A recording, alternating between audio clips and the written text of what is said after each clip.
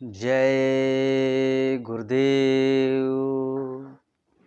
वक्त वक्त पे आए सभी महान नाम चिन्ह महात्माओं की भविष्यवाणियाँ आपको मिलने वाली हैं। इनको सुनिए, समझिए और अपने आगे आने वाले वक्त के लिए सुधार कर लीजिए, नहीं तो आप गर्त में चले जाएंगे, कोई आपको बचा नहीं पाएगा। चलिए चलते हैं भविष्यवाणियों की तरफ। जय गुरुदेव। सभी नामी संत महात्माओं की भविष्यवाणियाँ। सबसे पहले जय गुरुदेव जी महाराज की भविष्यवाणी। उन्होंने सतयुग आगमन साकेत के बारे में क्या कहा है। जागो जागो दुनिया वालों, सतयुग आने वाला है। डम डम डम डम महादेव का डमरू बजने वाला है। नेत्र तीसरा खुलते ही शिव तांडव रास रचाएगा। खंड खंड इस वसुंधरा का त्राहि त्राहि कर जाएगा। घुमड़ घुमड़ घनघोर घटाएं अंगारे बरसाएंगी। दावा नल के साथ साथ अतिबात भयंकर लाएंगी। डग डग डग डग मगा उठेंगे पर्वत की भूचालों से। दिंग दिंघातर कपा उठेंगी भोले की हुंकारों से। राख बनेंगे महानगर एटम के अंगारों से। पत्ता पत्ता झुलस उठेगा विश्व युद्ध झनकारों से। मानव की क्या पेश चलेगी, अंबर तक फट जाएगा। महाशक्तियाँ दुनिया भर की मिट्टी में मिल जाएंगी। क्रूर अधर्मी इस मानव की अकल ठिकाने आएगी। ऐसा भीषण जब बम भोले का तांडव होने वाला है। खून से डूबी इस धरती पर धर्म ध्वजा फहराएगी। शुभ सुख चैन की वर्षा लेकर सतयुग आने वाला है। खून से डूबी इस धरती पर धर्म ध्वजा फहराएगी। शुभ सुख चैन की वर्षा लेकर सतयुग आने वाला है। जय गुरुदेव। धर्म का डंका जग में बजने वाला है। जागो जागो दुनिया वालों, सतयुग आने वाला है। गुरु महाराज की और आगे कहा, हुई है धर्म क्रांति भारत मारे बचाए बची है ना। जुग सहस्त्र वर्ष का आई है, किसी के रोके रुकी है ना। मांसाहारी और शराबी जल्दी ही मिट गई हैं। गऊ काटना दूर रहा, कोई मछली मार न पई है। हाटी है राजधानी दिल्ली से, अरे बचाए बची है ना। राष्ट्रपालिका अमेरिका से भारत आ जाई। सारी दुनिया भारत में ही आकर न्याय कर रही है। हुई है बंद दलाली घूस और अरे चलाए चलिए ना। और हुई है भारत माँ में क्रांति, कोई बचाए बची है ना। कत्ल करेगा जो मानस, उसको काट मकोला जई है। ना ही चली है घूस सिफारिश, अरे बचाए बची है ना। हुई है भारत में क्रांति, कोई बचाए बची है ना। नारी पराई अगर सताए, आँख निकाली जई है। जेल के अंदर पानी एक बूंद कभी न मिली है। उसी में टट्टी और पेशाब हुई है। और ये भारत में क्रांति हुई है, कोई बचाए बची है ना। प्रेमी भाई बहनों, यह संत महात्मा की भविष्यवाणी है। ये परम संत बाबा जय गुरुदेव जी महाराज की भविष्यवाणी है। अब अगली भविष्यवाणी संत रविदास जी की है। उन्होंने कहा है कि भारत में अवतारी होगा जो अति विस्मयकारी होगा। जो अति विस्मयकारी होगा, ज्ञानी और विज्ञानी होगा। वो अद्भुत सेनानी होगा, जीते जी कई बार मरेगा। छद्म देश में बेस में वो विचरेगा। देश बचाने के लिए होगा एक आह्वान, युग परिवर्तन के लिए चले प्रबल तूफान।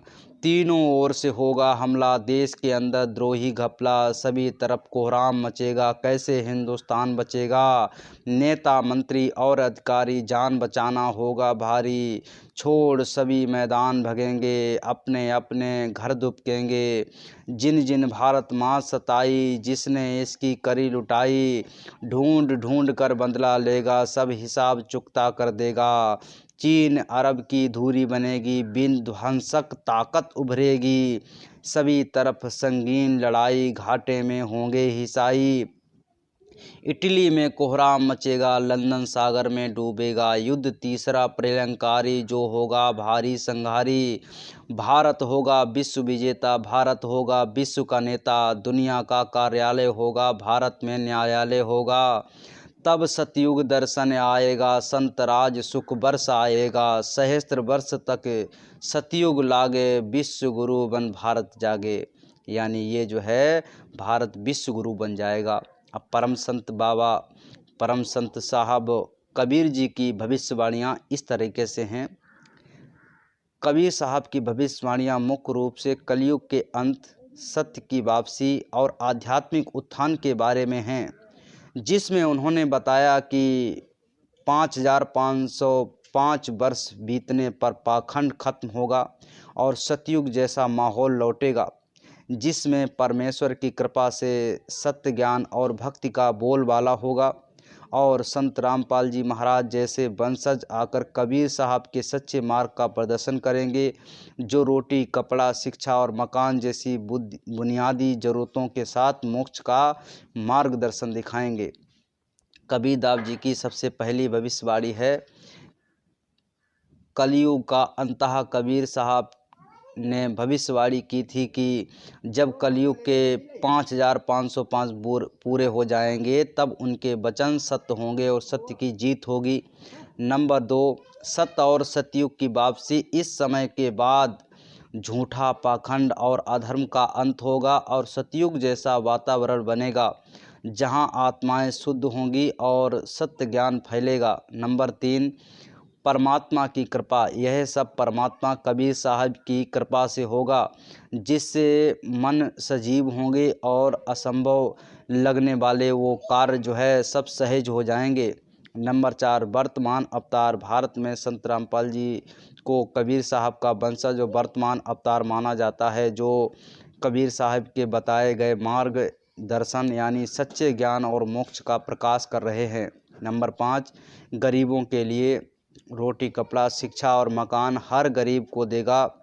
भारत भगवान कबीर साहब के भगवान जैसी पंक्तियों से यह संदेश मिलता है कि कबीर भगवान बुनियादी ज़रूरतों के साथ साथ आध्यात्मिक मुक्ति भी दिलाएंगे। नंबर 6, पाखंड और मूर्ति पूजा का खंडन। कबीर साहब ने हमेशा बाहरी आडंबरों, अंधविश्वास और व्यक्ति पूजा का विरोध किया और सच्चे गुरु की शरण में जाने पर जोर दिया।